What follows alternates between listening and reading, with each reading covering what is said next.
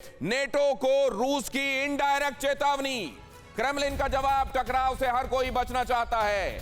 NATO को जवाब देने के लिए रूस हमेशा तैयार।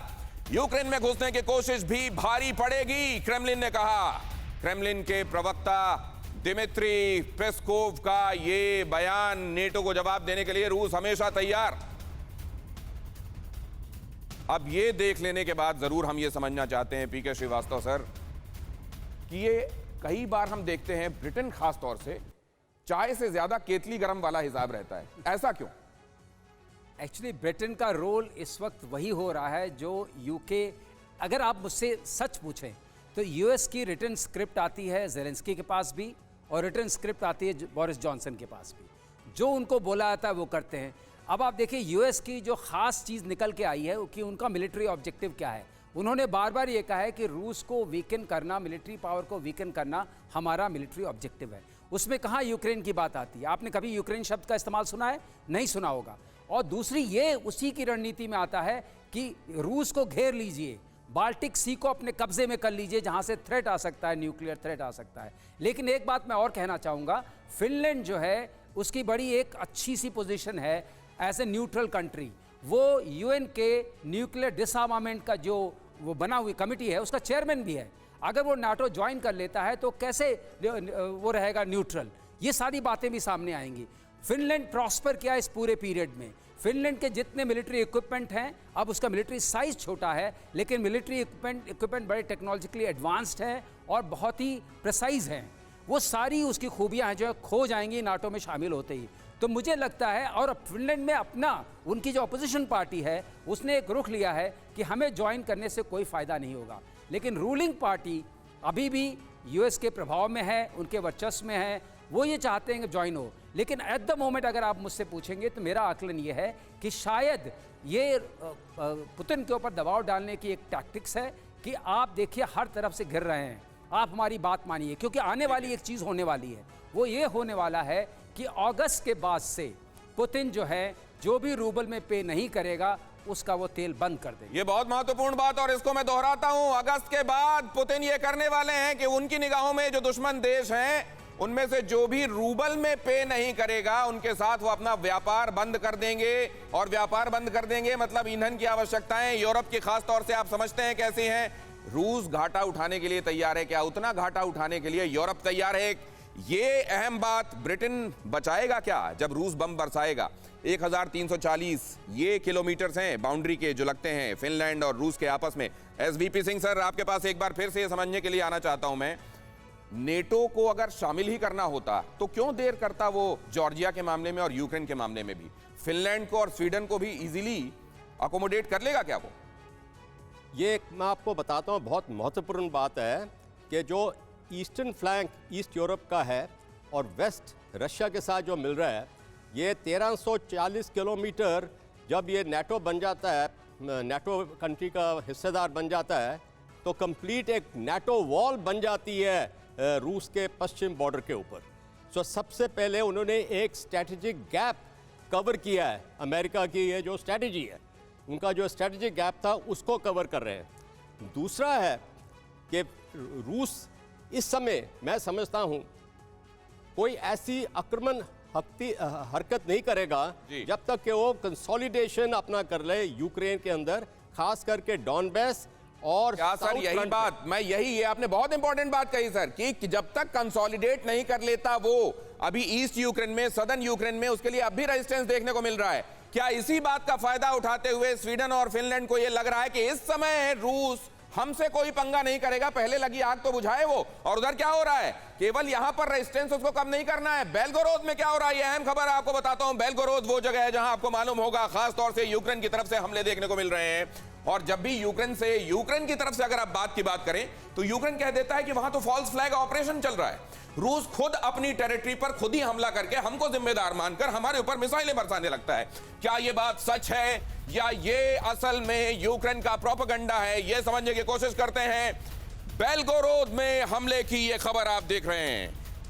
जंग के 78वें दिन और तेज हुई है जंग, रूस पर काउंटर अटैक करने को तैयार यूक्रेन।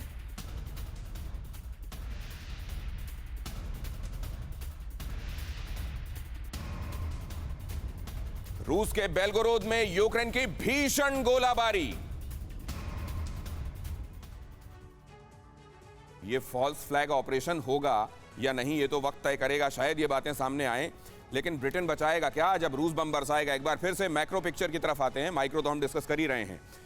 यहां देख लीजिए आप, ये डिस्टेंस के बारे में मैंने आपको बताया, और ये भी कि क्या उस सूरत में जब सामने थ्रेट होगा तो ब्रिटेन का इंटरवेंशन या ब्रिटेन की तरफ से उतना इंटरवेंशन जो रूस को रोक सके, क्या ये आसान होगा? क्या सेना आएगी? क्या नेवी भेजी जाएगी? क्या वहां से ब्रिटेन अपनी एयरफोर्स को रवाना कर देगा?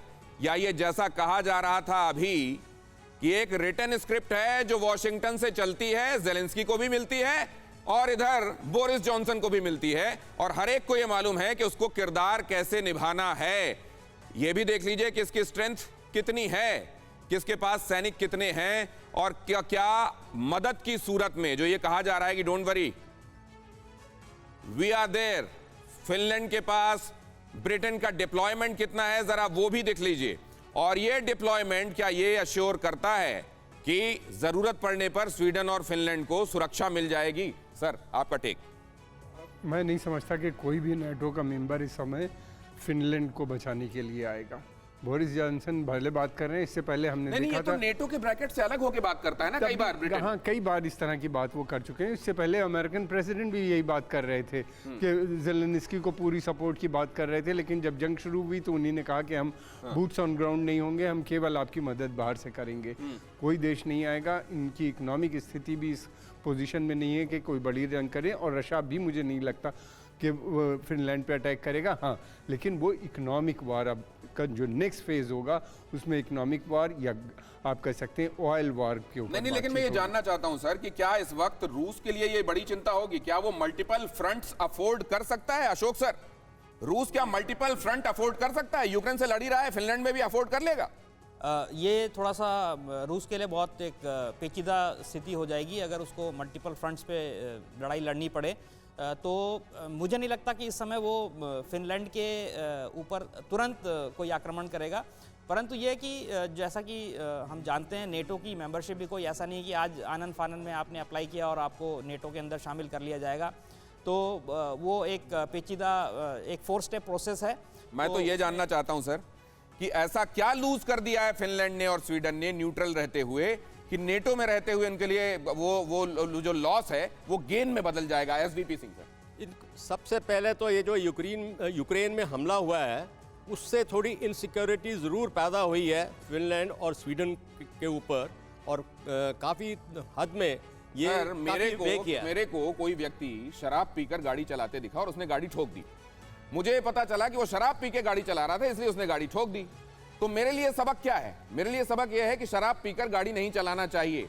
लेकिन यहां तो उल्टा सबक लिया जा रहा है, सिक्योरिटी एक्सीडेंट को देखकर हो गई। पीके श्रीवास्तव सर, गलत कह रहा हूं मैं? बिल्कुल सही, आपने ठीक कहा। जब ये एक red line, NATO was a red line, ये समझ में आई क्योंकि यूक्रेन की सीमा जो है रशिया से मिलती है, इसलिए रशिया ने अटैक किया।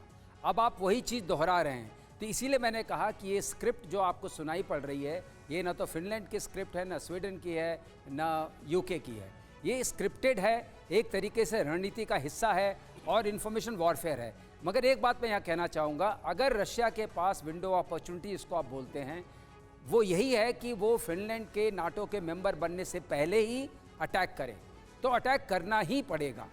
तो उसके लिए ज़रूर मौका है, क्योंकि 4 महीने से 1 साल का वक्त लगता ही है। जो उनका प्रोसेस है वो प्रोसेस प्ले में आएगा।